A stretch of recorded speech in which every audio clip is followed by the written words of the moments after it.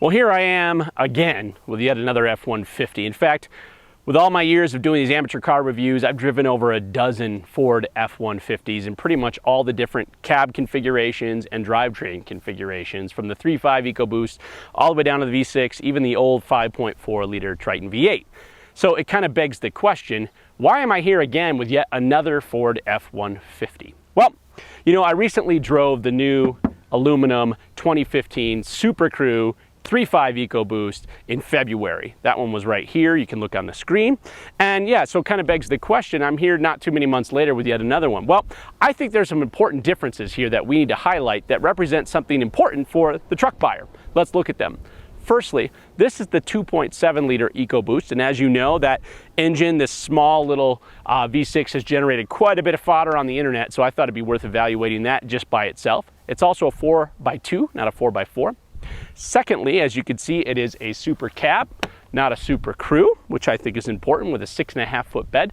And probably lastly, and almost most importantly, this is by all intents and purposes about as cheap as you can get it if you want your basic kind of base stripper work truck model Ford F-150. So how much of a punishment are you taking for opting for that truck and trying to keep it cheap? Well, those are important questions that I hope are relevant to you out there on the old interwebs as truck buyers and curious people. My name is Greg Kavanaugh. This is my amateur car review channel, Gallup Journey Test Drives. Thanks for finding me. You can check out some of my other reviews as well. Like, subscribe, and share, please, if you can. And of course, stick around and I'll try and give you an honest, unscripted amateur review that hopefully you'll find relevant.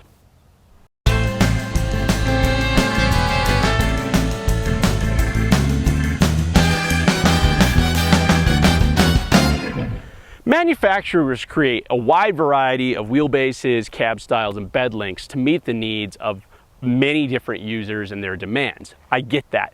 However, that doesn't mean, in my opinion, that certain configurations don't give you kind of the best of both worlds. And in my opinion, the SuperCab with the 6.5 foot bed like I have now is a pretty awesome configuration because it compromises a little in terms of cab space and bed space, but not so much to make either completely unusable. And let me just explain a couple things. So first of all, the wheelbase you're going to get with the 6.5 and the SuperCab is 145 inches. It's the same wheelbase you'll get if you get a Super Crew with a 5.5 foot bed. So in terms of trying to decide between 4 doors or 2 in this configuration, it's not necessarily based on maneuverability in a parking lot because the wheelbase and therefore the turning radius and maneuverability is basically the same. What you really need to do is weigh your needs and say, how important is all that cab space versus the usability of the bed? Let me just give you a quick example here. I brought along an 8-foot stud, 2x4. Okay? As you'll notice, it was completely hidden back here in the truck. If you put it in the bed on an angle, it completely consumes it. You can't do that in a 5.5 foot bed. It's gonna have to stand up or stick out the back in some capacity. That extra foot does it's surprisingly a lot to create a much more usable bed. For me, mountain bikes, or for other people, you know, motorcycles, ATVs, whatever, it gives you a lot more options. You stick a 4x8 sheet of plywood in there with the tailgate down, it's not even gonna go past the tailgate. With the tailgate up on an angle, it's barely gonna stick out past the tailgate as well. And you don't need a full 8-foot bed to still get that usability. That to me is an important point. Let's take a look at the cab and see why it still works out on the inside as well. So now when it comes to interior space, frankly, I think the SuperCab does a great job of giving you what you need without probably any extra, which has always kind of been my complaint with some of the Super Crews today. So first of all, they don't use 2 doors on each side that open by themselves. They have stuck with this camshell suicide door opening, but as you can see now, it opens very, very wide. So it does give you awesome access here. Now this is where my driving position would be on the other side as well, and I'm 5'8". As you can see, I'm plenty comfortable here as a passenger. Now, of course, the real difference between SuperCab and Super Crew is the back seat. So the real test here. Again, I'm not a giant, but the reality is, you know, I'm not that far away from the average person in the US. So you can see, I mean, I got enough knee room here for that seat to come back a little bit if that person's a bit taller. Plenty of toe room, plenty of headroom. So other than being a little bit upright, in terms of space here, I'm really quite comfortable. In fact, the suicide door here even has its own window that opens and closes, so it gives you a little less of that claustrophobic feeling. Now, in terms of a family, I did a little test with my own family. I'm about to have a family of 6. So something like this is actually kind of relevant to me because it's a bench seat, so it does seat 6. Now, there are latch points on both of the outside seats for a rear-facing car seat or a traditional car seat. And then a booster obviously fits just fine. I found a little odd that they didn't put latch points in the center. I'm not sure why, because that really, especially with the rear-facing car seat, gives you the best functionality because your seats don't have to be quite so far forward because it comes nicely through that in between the front 2 seats, and you could still put a couple of boosters on either side. So for a family of 5, this is more than enough. And then if you're not using this for people so much, you can see it folds up completely flat there and nice and flat here, and you can fit a full-size camping cooler in as well, no problem, or luggage or whatever. So for those of you shopping for a truck who are going to mostly just be using it for 2 passenger in the front, occasionally people in the back, you still get great lockable storage back here too. Not quite as much as the Super Crew, but again, quite a bit. So to me, it seems like a really great compromise. My only real gripe, I think, is simply that I wish Ford would have gone with a traditional door here like GM did, just because even in the week that I've been driving this, I did find it a little bit cumbersome to always have to open my door to get this door open behind me. And as your kids get a little bit older and stuff, a little more independent than mine are, you drop them off at school or wherever you're going, you don't want to always have to be opening that door just to get this door open. Now, this does give you incredible access, which is really great. So if it's more about using this for tools and stuff, that might be something to consider. Of course, it's got its pros and cons. I would prefer 2 sets of traditional doors. This little 2.7 liter, it really punches above its weight class. I have to say, if no one told you it was a twin turbocharged 2.7 liter, you'd never know. This thing has got some real muscle. I'm really impressed by it, I have to say that. So this thing has really generated a lot of controversy, the 2.7 liter, because it's such a small engine and such a big vehicle. Well, I think we should look at it pragmatically, as I always do, and I think we should look at it kind of in 3, maybe 4 particular categories. So firstly, let's start with power. I have to say, power here is very impressive. As I mentioned, if you didn't know what was underneath there, you'd think it was a much, much bigger engine. It pulls really well. 375 pound-feet of torque at 3,000 RPM, almost 400 pound-feet of torque. That's good. That's very impressive, and that's the number you're usually looking at when you're thinking about a truck, is you need low-end torque. So that's very impressive. 325 horsepower at almost our red line, basically 5,700 RPM or something to that effect. So yeah, it might be a little short on kind of long legs, but where you need it with a truck, torque is where it matters. So you compare that to the 5.0 V8. Well, they basically make about the same amount of torque. The 5.0 Coyote makes 380 or something pound-feet, but it comes a little higher in the rev range. So I guess if you're comparing if you're gonna option up from the base V6 to either the EcoBoost or the 5.0 Coyote, I would say when it comes to power, they're basically a wash.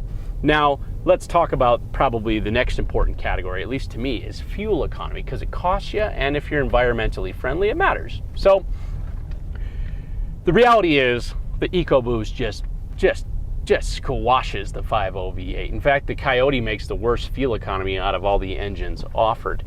So if the power is the same, but the V6 twin turbocharged V6 fuel economy is quite a bit better, I mean, that's an important thing to note. This thing is rated, now it's EPA of course, but it's rated at 19, 26, 22 combined. All right, now when you compare that to the Coyote, let's just talk the highway number. 22 on the highway is what you're going to get with the Coyote versus 26 here. So the combined number here is better than the V8's highway number. That's important to note. Now, just in isolation, 26 miles per gallon with the 4x2.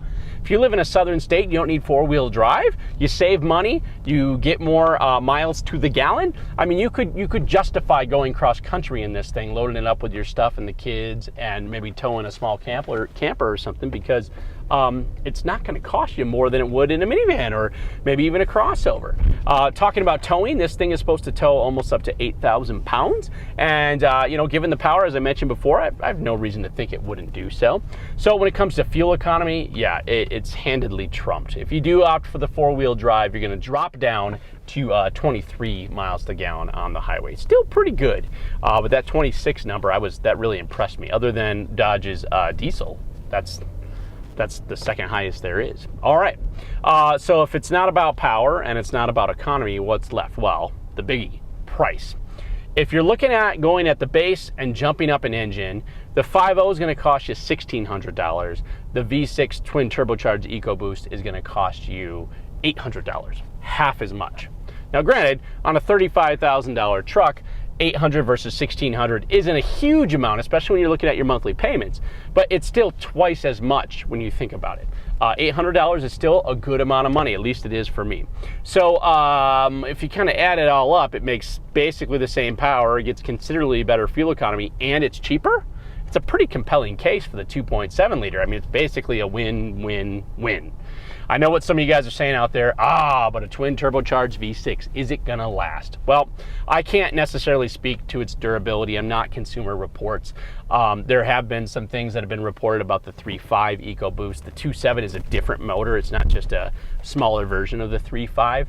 But you know, in this day and age, cars seem to go for a very long time and need very little. I would think at least for the first 100,000 miles, you're not going to have any more problems with the 2.7 liter than you would with the Coyote V8. You know, this is just my opinion, but I mean, I would not be afraid to buy it if it were me.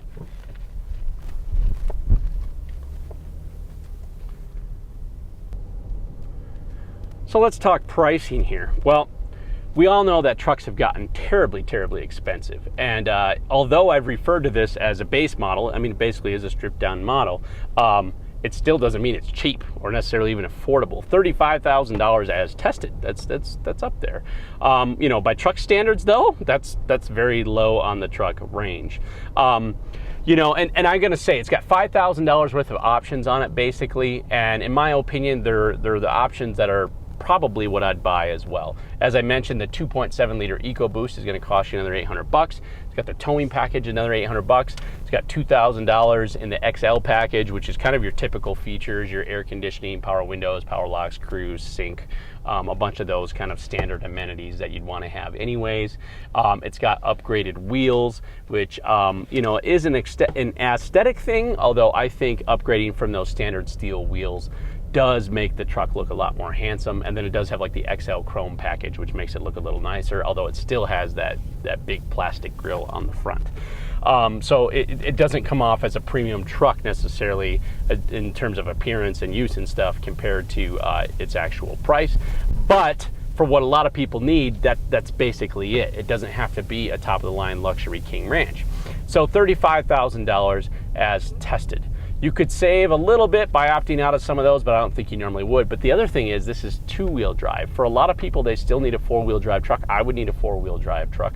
And that's going to tack on, I think, another $3,000 or almost $4,000 for four-wheel drive. So you're approaching 40 grand if you want this same truck in four-wheel drive, guys. Of course, there's incentive and other things out there, but price is definitely something to consider. But if you're, I mean, I guess the reality is, if you're looking for a truck, you've already accepted that trucks are expensive, and that makes this thing reasonable when it comes to the price. So to wrap up, do I like this truck? Yes. Personally, a 4x4 would probably be a little bit better for me for the types of things I do, wood hauling, driving in snow and stuff like that, which would push it closer to $40,000, which again becomes even more expensive. But the packaging, SuperCab, 6.5 foot box, I really like this combination. And I'd recommend it to most of you to go out and test drive that, because you'd be surprised. A lot of you probably don't need the Super Crew. So think about it and take it into consideration. So A big thanks to Gurley Ford of Gallup, New Mexico, New Mexico's oldest Ford dealership, I might add. Thanks to Steve and Sal and all the folks over there for letting me drive yet another F-150. And of course, a big thanks to you guys, those of you who support me, Martin and others. I really appreciate the encouragement, the things you do to help me keep going.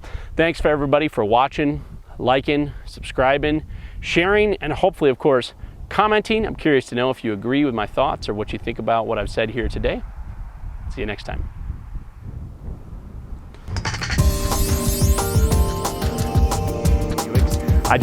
I think they look gaudy and they need to go.